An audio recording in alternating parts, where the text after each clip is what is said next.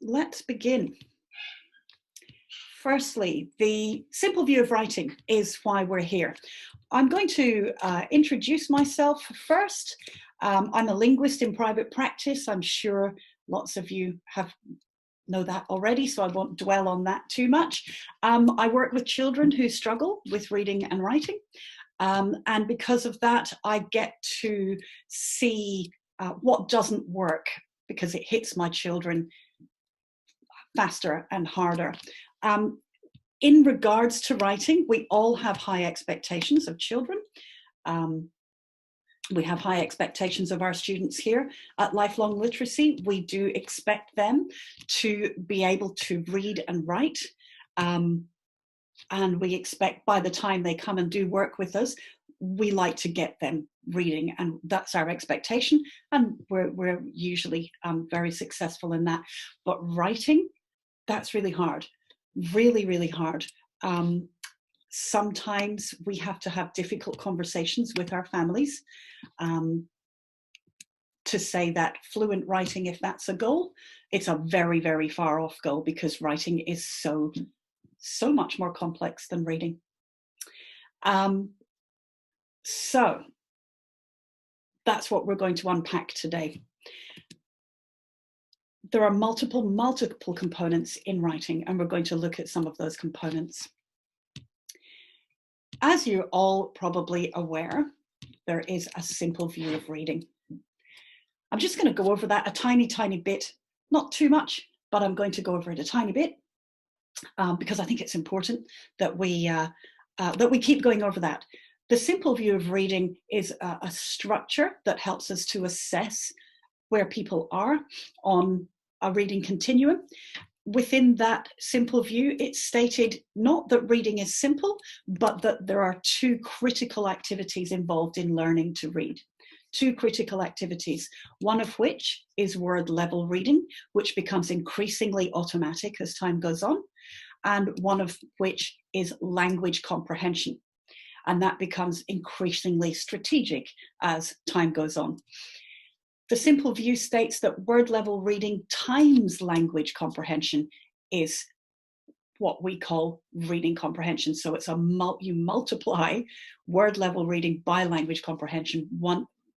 Reading comprehension is a product of both, not one added to the other, but a product of both, and they are separate factors. Going on to, so that's reading. But going on to a model of reading that reading and writing that I was thinking of as well, and I want to give us a little bit of a theoretical background. I call writing an apex activity. That's something I coined. I know people have asked me before for where's the reference on that. It's just the way that I think about it. So there is no reference on that. But the things I'm saying about being biologically secondary and biologically primary, I think is important. So within this triangle here, we've got things that come naturally to children without explicit instruction. That's the biologically primary aspects of human development. Learning language is something that we're biologically driven to do. Walking upright is something that we're biologically driven to do. It's survival for us. We get lots of help, but we don't need to have explicit instruction in learning language and walking upright. Same with pincer's grip. If you can do that, you're uniquely human. No other creature on earth can touch the tips of their fingers like that. And what that's done, having this grip, has led us to develop really sophisticated tools. And one of those tools is the pen or the pencil. We're also we have a biological imperative to engage in complex reasoning. These are all things that humans do because of their sophisticated brain architecture. But reading, which requires complex reasoning, is biologically secondary. It needs to be taught. It needs to be bolted on painstakingly from the start. And writing is also biologically secondary. We're not born knowing how to do that. We have to learn how to do that. And to learn how to do that, we've got to learn language. We've got to be upright. We've got to have a pincer's grip. We've got to have complex reasoning, and we've got to know the code. So on top of all of the other things that you need for reading, you need to be able to do these things for writing as well. And it requires the coordination of those multiple skills to succeed at writing. So there's quite a lot going on with writing, more than there is with reading. And there is a simple view of writing. The simple view of writing also states that there are two critical processes in fluent writing. The first critical process is transcription. It involves the mechanics and the conventions of writing. And we're going to unpack that a little bit this morning or today as well. The other critical process is ideation. That's planning, drafting, editing, text generation, getting your words actually on the page, or getting your ideas on the page, not just your words. They are both mediated by attention and working memory, and we'll look a little bit at that as well. These slides, by the way, will be available after the presentation. I am getting a couple of messages from people that are saying that their sound is cutting out. Unfortunately, that's a bandwidth issue and probably on your side. There will be a recording of the webinar, and the last webinar that we did that I recorded, the sound was pretty much consistent the whole way through. So, and I've thrown everybody off Netflix this morning. So what I'm saying here, Kay, is it's probably you, not me, where your sound keeps coming in and out. If you are having connectivity issues, it may be, you may have to resort to the recording afterwards. I'm really sorry. Such is technology these days. Anyway, back to the simple view of writing. So the two critical processes are transcription and ideation. Let's look at that a bit further. The things that can be directly influenced within the simple view of writing are transcription and ideation. Transcription, to me, covers two basic areas. We've got the mechanics, and we're going to look at some parts of the mechanics. Posture is very important for writing. Paper position, the implement that you choose. And we'll talk a little bit about this because I know there's a lot of popularity in schools to award children the use of a pen at a certain point. And I want to talk to you about that from the view of the students that I see. There's also grip and motor control. Excuse me. And then there are the conventions of writing, and those would be handwriting, punctuation, and spelling. So all of those are involved in transcription, just getting those words on the page. There are all these things to consider, all these things that can be directly influenced and practiced deliberately. Then there's text generation, and I see a lot of resources out there about text generation, which is really nice. Things like planning, drafting, and editing. Things like word choice, text structure, and genre.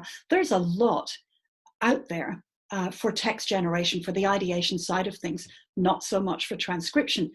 I see students who have basically had the transcription side somewhat neglected, and a lot of focus is on ideation instead. And I'd like to have conversations about how we might shift our focus back to transcription so that ideation then becomes increasingly strategic.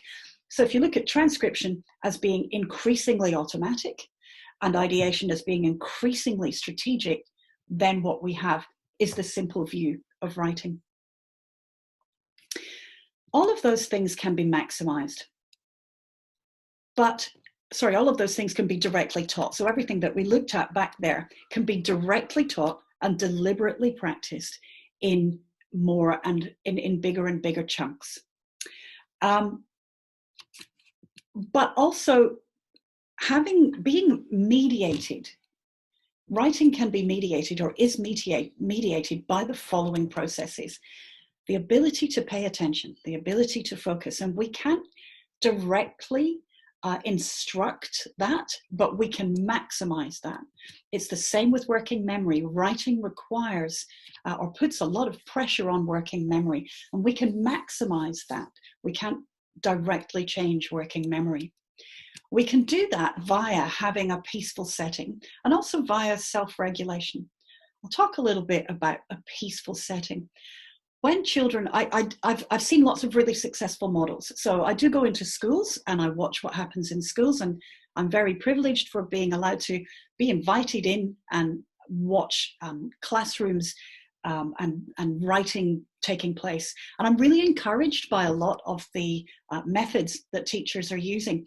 They have, in Australia, they have a very popular thing, especially in Victoria where I live, called the Big Write. And that is a specific time where children deliberately write a piece as a reaction to a prompt. And when I see children doing the Big Write, it's often in a very peaceful setting with silent background and no kerfuffle going on, and a culture of silence. And it's a really, really good, positive thing to have that peaceful setting. We will return to Big Writes soon, though. There are some things that I think could change with that. And self-regulation. I want to talk a bit about self-regulation as well, because I'm researching my fourth book, which will be called Writing for Life, and it's all about writing, amazingly enough. And I've started looking into successful models and what's out there in terms of research-based writing intervention. And my travels have brought me to a couple of things about self-directed, self-regulated learning behaviors, and I wanted to share this quote with you.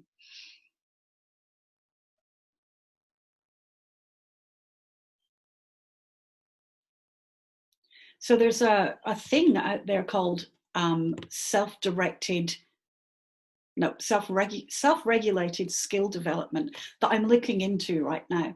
It seems to be very popular with people that I follow and that I get a lot of information from. So I'll be looking at that much more closely and reporting back on it. At the end of these slides, and you'll have this PDF, at the end of these slides, there are some links to everything that I've been talking about, and I'll show you those at the end as well. And this self-directed self-regulation movement is going to be referenced at the end as well. I can't speak expertly on it because I'm a novice in that space, so I guess watch this space. I do need to talk about balanced literacy as well. I'm sure if we are all working together, then you may share the view that balanced literacy is extremely popular, but not terribly effective for the students, for the population that I see. It's disastrous for writing as well. It's very hard to define balanced literacy because there isn't one agreed on definition. But if we look at the underlying principles of balanced literacy, one of the main characteristics of the philosophy behind it is that children simply learn to read by reading. And within the framework of the science of reading, I'm afraid there's a lot of disagreement about that, and I disagree. So children do not simply learn to read by reading, neither do they learn to write by writing, except the very lucky few. I'll show you what I mean. I'm not saying that practice isn't important. Practice is very, very important, but it's not going to teach writing in the explicit way that lots and lots of children need. We've all got our talents and we've all got the things that we're good at. I'll tell you some things I'm not good at. I can't park my car straight, very bad at reverse parking. Anything to do with spatial awareness is not really my thing. I have some basic maths concepts, but concept of quantity is difficult for me. And I'm sure there are lots of people out there who are the opposite, who can find their way around and park really well and have brilliant spatial awareness. And it's just the luck of the draw. It's just a brain architecture thing. The thing that I was quite good at was language. And so I didn't need any explicit teaching at all, which is fortunate because I went to school in the 70s. And by that time, phonics had really fallen away and it was all look and say, whole word or whole language. So I didn't need explicit teaching, and I was a prolific writer from a very, very early age. How lucky. I was one of the lucky few. I'll share this with you. This is the first book I ever wrote. I loved writing, and I could write, and I wrote prolifically all the time for fun. This was just something that I did in my spare time. I don't know why I did this, but I did put how old I was when I wrote that. And I did this sort of thing all the time, and my parents were clever enough to keep this. So I wrote and wrote and wrote. And all I did basically was mimic whatever I was reading at the time. So I was really lucky. I'm one of the lucky few. Not everybody is like that. And so it's been a journey of mine to figure out what it is that students need to know to be able to write fluently and prolifically like that. I also want to quote, or I want to look at something that John Hollingsworth said. Now, explicit direct instruction, I don't know if you're familiar with that, but if you're not, it's definitely something to look into.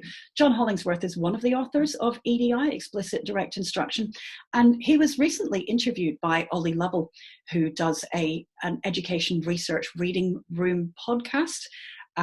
Really, really good to listen to if you guys are looking for fabulous podcasts.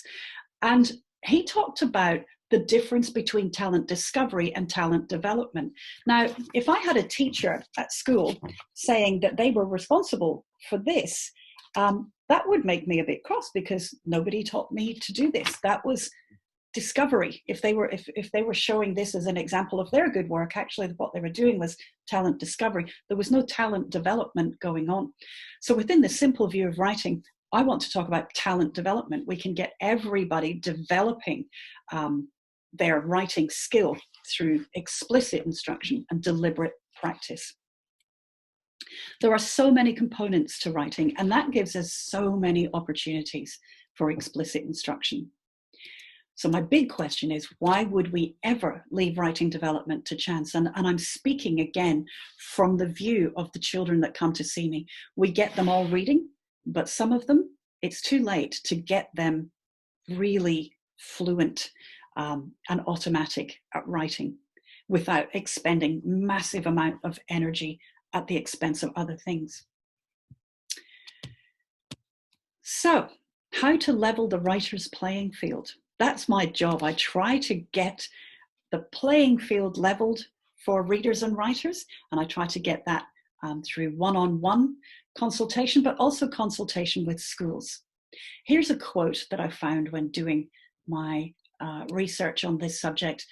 Younger writers and those who struggle with writing will require these things: greater explicitness, more practice, and enhanced scaffolding. And scaffolding means the following things: repetitive modeling, graphic aids, checklists, incremental goals, and expectations. They need this more than older writers and those who do not struggle with writing. A link to the article that quote came from is at the end of these slides. I also want to talk about 3 ways to support writing development. The first thing is to teach the code. I know that we talk about the simple view of reading and how decoding is a critical aspect, especially for novices. It's the same for writing. You've got to teach the code via systematic synthetic phonics. It yields the highest returns for the largest number of people. Also, though, and this is an important part as well, when I visit schools, sometimes I work with children who are struggling, and I find a lot of the time that they're kind of kept back from the curriculum in that they're stuck in one single rut of, well, look, he's still working on his handwriting and he's still working on his spelling, therefore I'm not going to get him to write about I'm not going to get him to write about what we're studying in the curriculum. But actually we can adapt instruction and expectation, but not necessarily the content. So when people are writing paragraphs and somebody is struggling with transcription and or ideation, we can get them to reduce the quantity of writing, but not necessarily the quality. Also looking into ways to self-regulate the writing process, including goal setting, self-monitoring, self-instruction, and self-reinforcement. And links to references on that are also going to be available at the end of the webinar. So a bit more unpacking, going back to the model of transcription and ideation, a bit more unpacking. We're going to look next at handwriting. So let's go into the mechanics side of things. Handwriting requires good posture. Also often neglected is paper position, and we'll look at that a little bit. We'll talk about implement and grip and motor control, especially muscle memory. With handwriting, learning to perceive letters and read words is facilitated by producing them by hand. It's more effective than simply looking at letters or hearing sounds or keyboarding. There's the research, a couple of papers that will show that.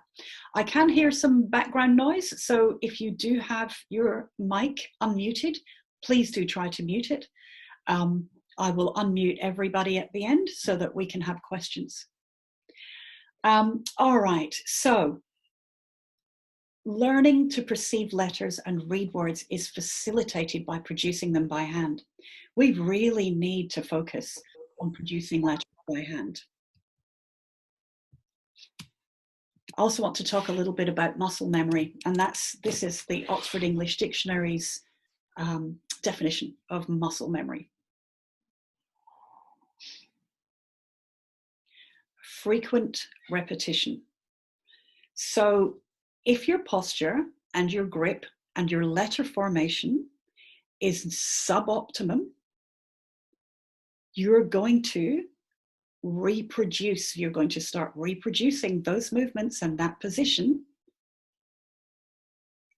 through frequent repetition. So whether you're really good with your posture and grip or not, makes a big difference at the very, very beginning of instruction. So this can go right or wrong. You can develop poor habits and you get them deeply ingrained really, really quickly, which is why I'm always talking about establishing really good tripod grip for our students from the very beginning all the way through. I do believe that teachers have a responsibility, especially in primary school, to be constantly talking about and deliberately practicing and correcting that grip. It's not enough to show a child once and then expect them to be able to do it. Deliberate exercise, deliberate making like a woodpecker with a pencil grip is a great idea. I'll show you what I mean by making like a woodpecker on a big thing, on a big writing implement. I get them to establish their tripod grip. And then what I want them to do is be able to, without moving their shoulder, their elbow, or their wrist, just with their fingers, I want them to be able to control their pencil so well that they can move backwards and forwards like this. This is called making like a woodpecker. It's a really good, short, deliberate exercise. So what you'll get at first is all the joints moving, and we want to transition to just that very fine motor.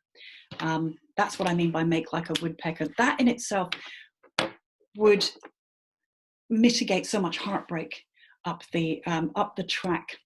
I see this a lot. I see children coming into my practice with all kinds of uncomfortable grips because they're not deliberately taught, and none of it is exercised or practiced after a certain point in kindergarten.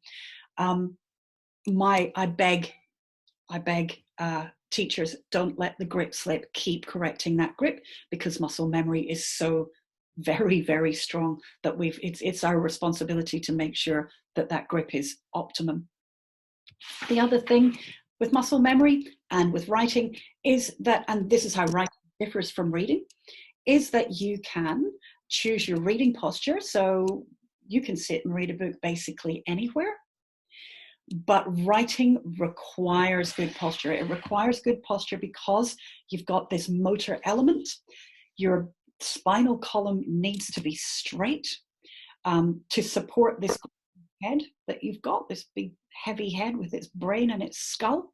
So you've got to be straight. There is an optimum distance from your body to the desk, and your feet, people's feet need to be flat on the floor. I borrowed a great chant from some educators, and that is the chant that they begin all writing activities. 1, 2, 3, 4, are your feet on the floor? And I know over on the DDOL network, I think some of you are on the DDOL network, which is the Developmental Disorders of Language and Literacy Network. It's an Australian listserv, but people from all over the world participate in that, including David Kilpatrick, who often writes lovely, beautiful, long explanations of on all sorts of things. But in the DDOL network, there's a little bit of discussion now about the relative merits of sitting on the floor and writing on a whiteboard. I know that there's definitely a place for that, but in terms of explicit instruction in writing, 1, 2, 3, 4, are your feet on the floor? 5, 6, 7, 8, is your back nice and straight? 9, 10, 11, 12, look at how your pencil's held, is a really, really effective exercise pre-writing every writing activity, pre-every writing activity in class.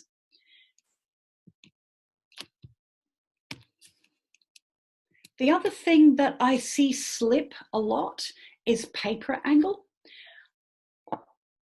If you get this really well remembered and practiced when children are young, again, it saves lots and lots of heartbreak up the track, especially for left-handers. So there is a way to teach writing where left-handers don't do this.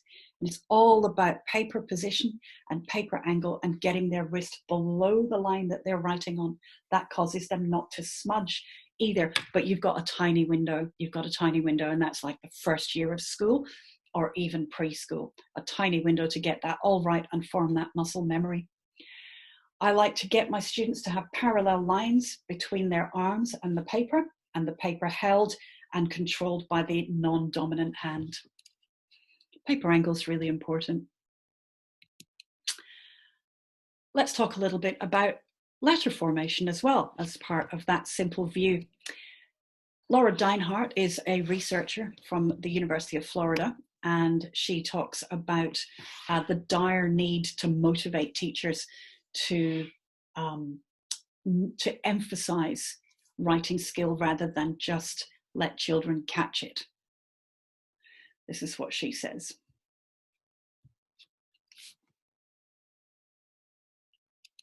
Her work talks a lot when handwriting about clear, consistent meta-language. It's a good idea for schools to all have the same language about what you call the starting point, what you call the lines, what you call the dots, and have children be able to use that meta-language to self-regulate when they're forming letters on a page. Also, Deinhardt talks about the need to have a clear scope and sequence for writing, especially from kindergarten to 6. Now, I recently discovered an absolutely fabulous scope and sequence that was written by William Van Cleve and others. And I've linked to that at the end of these slides as well.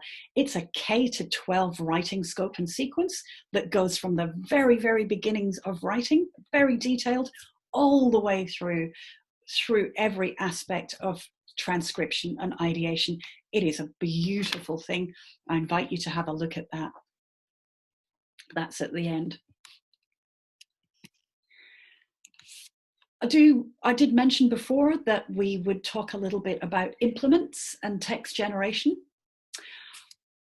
In Australia, there is a thing called the cold write, and there's a thing called pen licenses. Now, I don't know what words you use in the rest of the world for these things, but I'll describe them because I'm pretty certain they go on everywhere. Cold writes are when you get students to sit together and write a span of text without having done any preparation for it. So a cold write is kind of like a big draft. That happens regularly in classrooms all across Australia. They're told to write a big draft, and often they feel very proud of themselves for writing quantity over quality.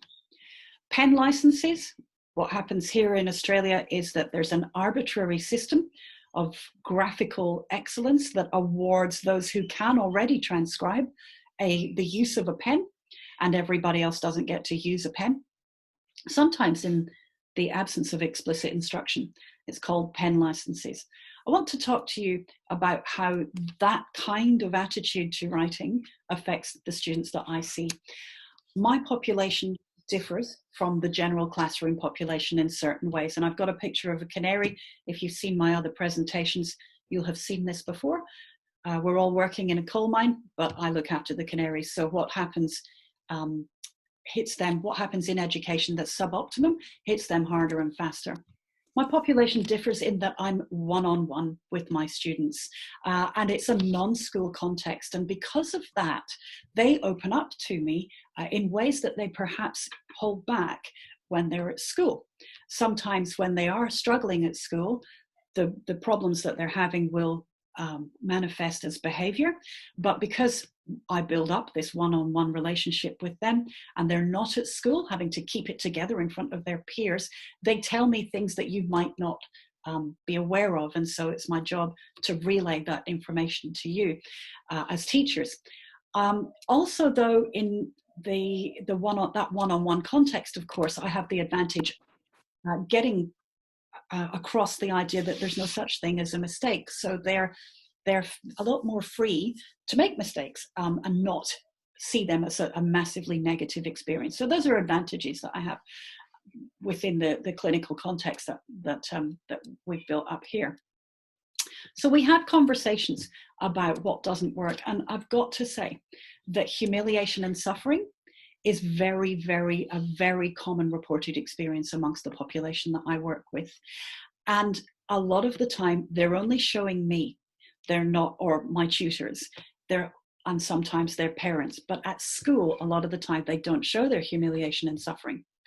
Cold writes, that is writing some sort of draft without any preparation, and pen licenses come up again and again as a big source of humiliation and suffering for my students. And so I'd like to relay that in order to perhaps have people think about alternative means to getting students writing that don't include this unsupported, arbitrary pen license and cold write environment. It's just something to think about. Going on though to planning and drafting. So what's the solution to that? Well, in my view, any self-directed writing should be low stakes. So cold writes, where they're having to put a draft on paper and hand it in or hand it to a peer, is really high stakes.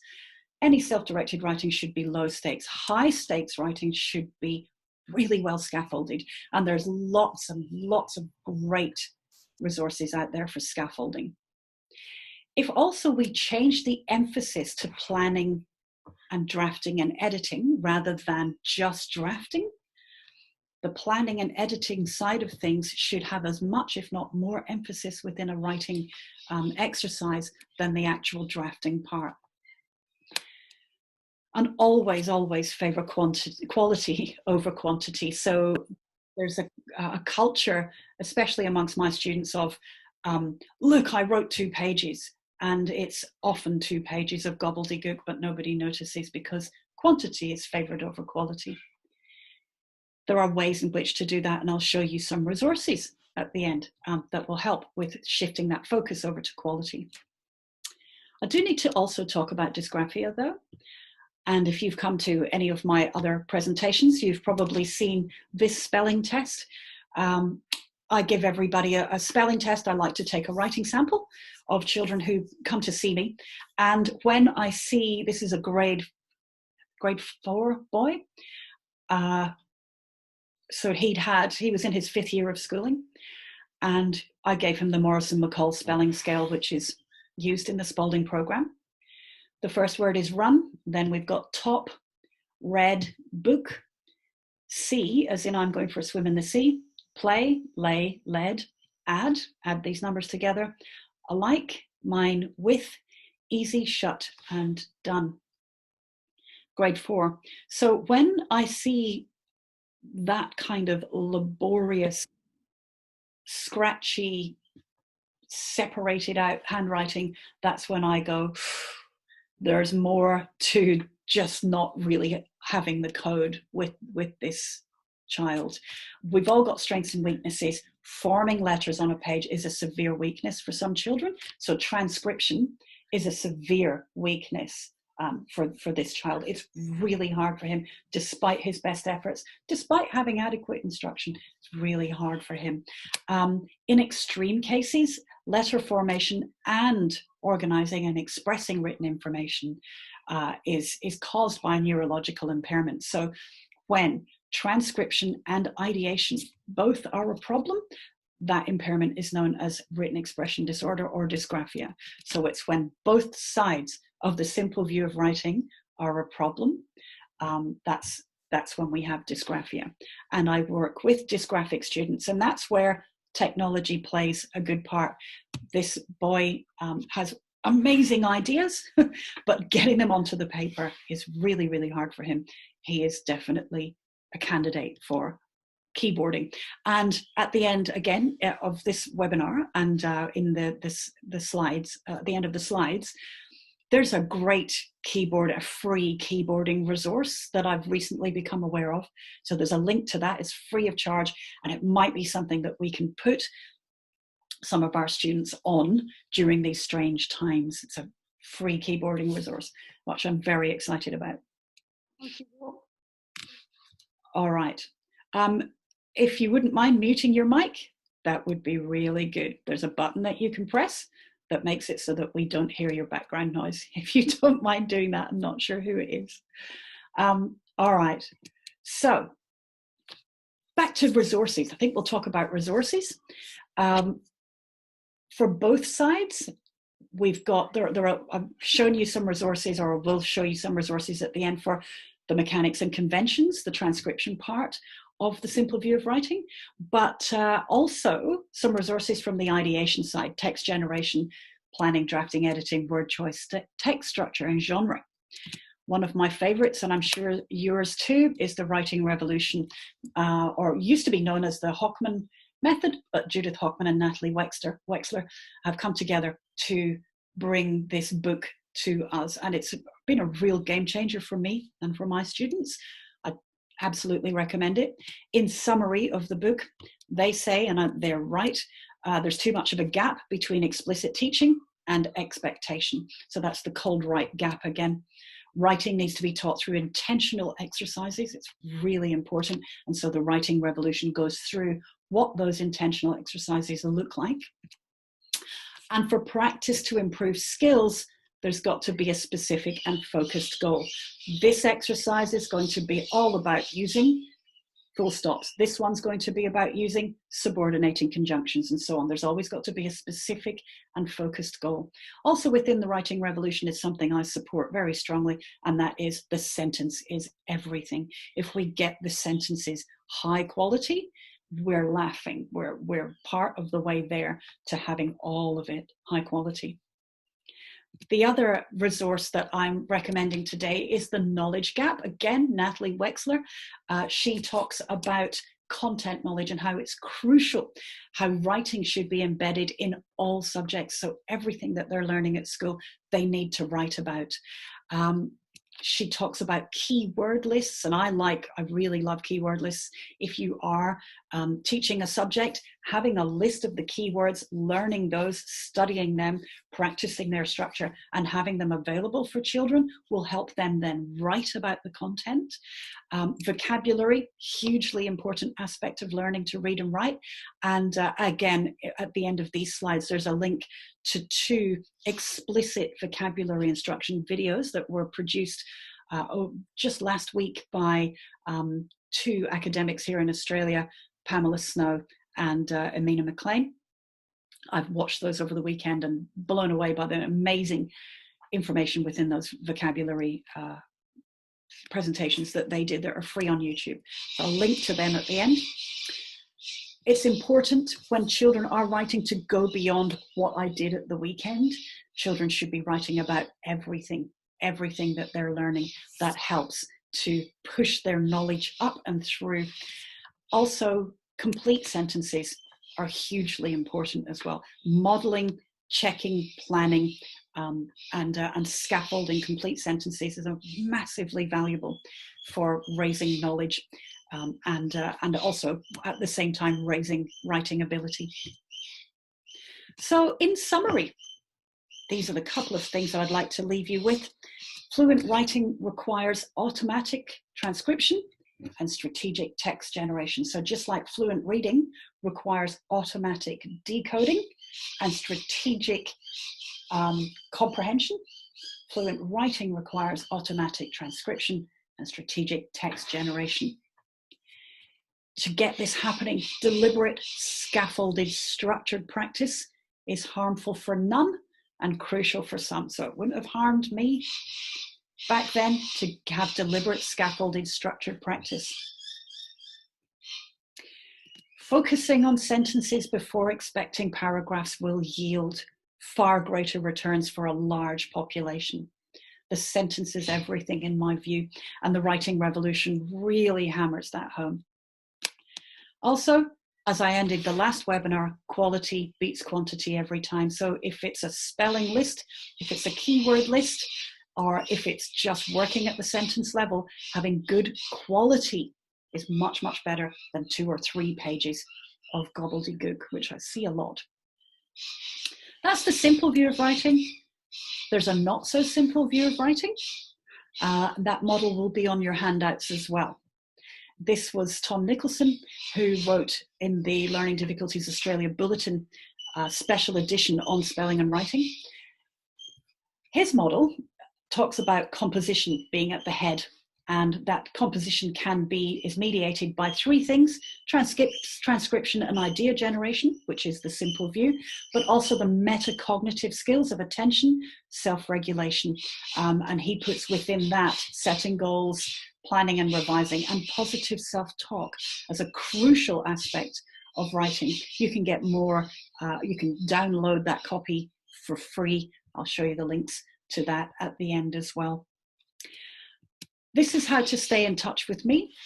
What I'm going to do now is I'm going to see if I can unmute everybody, because it would be nice to hear questions if anybody has them.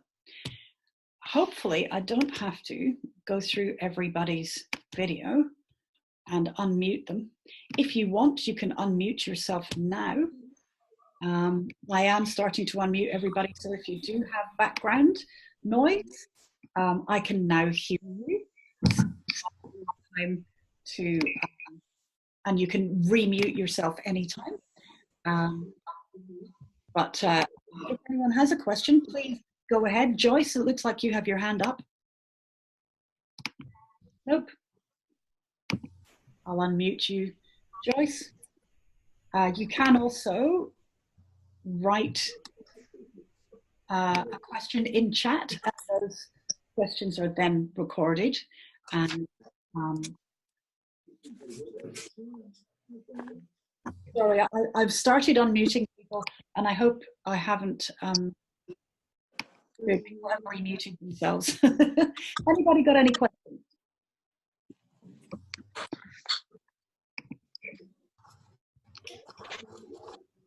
You can say them out loud.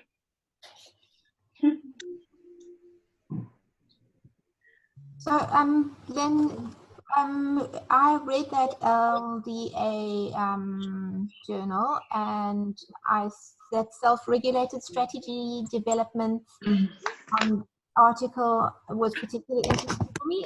Is that something that you're looking at, obviously, from what you're saying?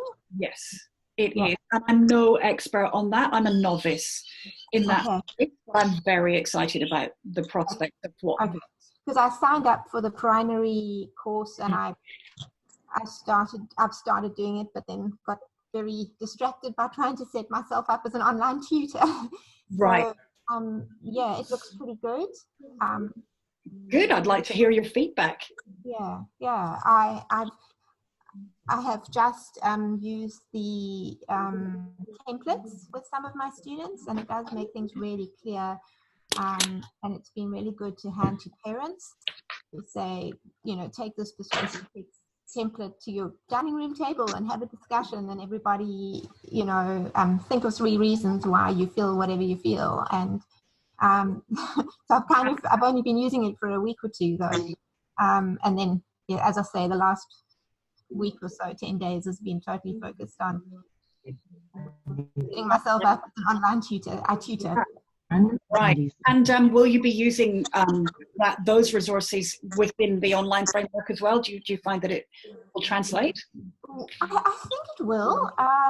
I am very new to online tutoring, so I'm just busy setting up my first year, you know, my first lessons, focusing on the phonics first, and then I will look and see. I don't see why it shouldn't. Yeah. So Alison is talking about self-regulated strategy development, which is what we were discussing before. Definitely a good thing to look into, and we'll figure out whether or not it's translatable. I'm sure it is, because we're all like skilled technicians here, right, Alison? I think that if you share if you share the documents, and it might be some, I mean, obviously you're doing sentence work, that you can do one-on-one in your online tutoring session. You can do that if your child has access to a whiteboard, or even if they write on paper. Using those templates might be something to do as well, and then share back with you, and you edit it together the next time. So yes, but I've only done a couple of hours of the online course. Okay. So I've kind of, I mean, I'm using what I know from, you know, my other knowledge from other things to just go, oh, I like these templates. And I like the way that they are scaffolded as well. The early ones are really, really simple. Great. So everyone, that's self-regulated strategy development is what Alison is talking about. So they've got things I can show you. So they have little acronyms that the children use to regulate what they're doing. I'll show you the one I've made a little card for, and this is something for me to get used to, especially one-on-one, because as the tutor you're often the regulator, and it's about giving that regulation to the child. I don't know if that makes sense, but for example, they use POW, and then the child has to, you know, remembers, what must I do? I must pick my idea, I must organize my notes, and then I must write them all. And then tree is also then is for your persuasive text. That's great, Alison. Thank you for that. So that's the kind of little things that they have. And it's but I'm very, you know, I haven't done much of the work online yet. I've just started it. That's great. Thanks for that. Joyce, you've got your hand up. I've now unmuted you. Did you have a question? I just wrote it in. Are you familiar with the SQ Write writing system? No. SQ Write? Yes, it's actually now Learning by Design has taken it over. Ooh, and it's all executive function with writing. Fantastic. Joyce, is there a possibility, are you connected to me on social media at all? Yes.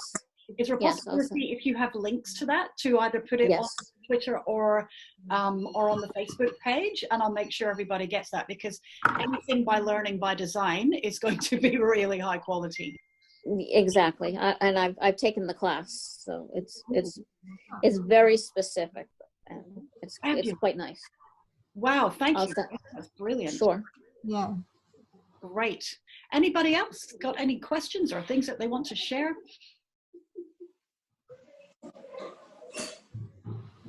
Looks like you're up, Rachel. Did you mean to be up? Hi. Yeah, that's great. Thank you. 2 questions. Quick one first. What's your experience or feelings about those rubber grips that you can put on the end of pencils to help with pencil grip? Well, I'm not an OT, and so I defer to OTs, and there's a really wonderful one here called James Lyra. There's lots of really great OTs, but James Lyra is a Sounds Right facilitator as well, and I always defer to his opinion about those. What he says is on that is universally it is a crutch. It is something that could be helpful for children who need that higher, more explicit, more guided instruction, but it's certainly not something that universally should be in every classroom. I think that's his opinion. I hope I'm not misquoting him there.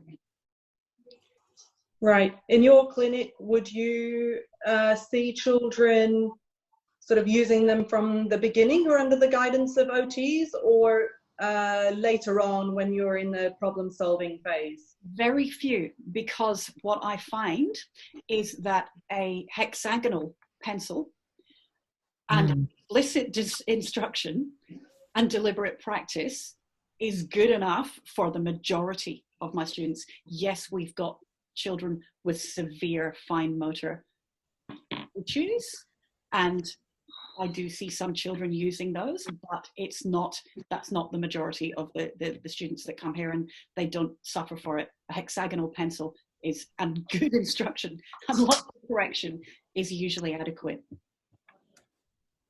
Okay, and as those children progress, would you keep them on the pencil for longer until their writing is really very strong before you put them onto a pen?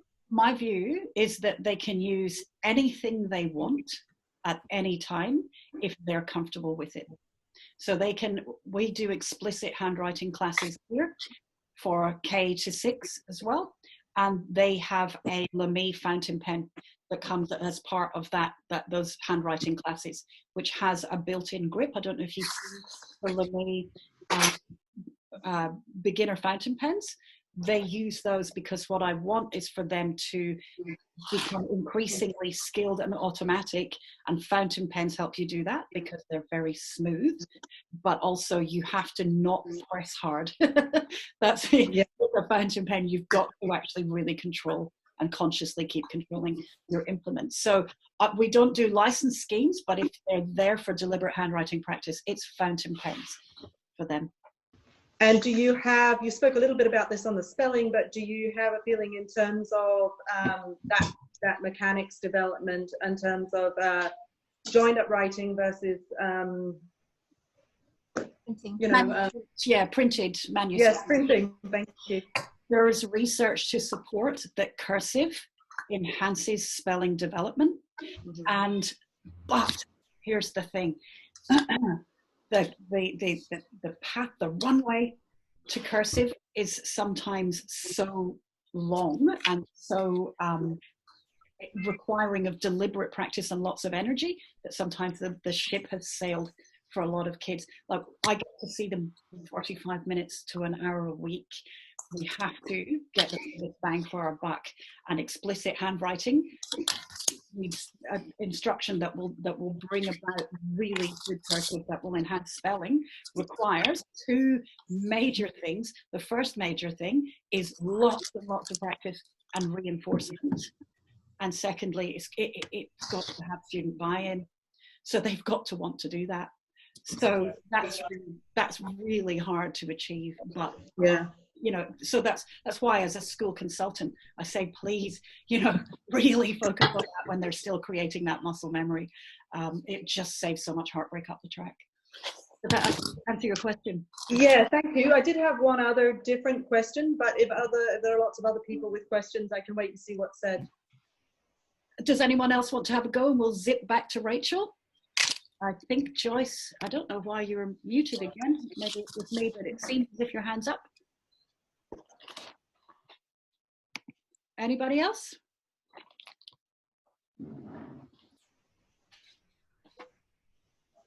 Nope. Back to you, Rachel, I think.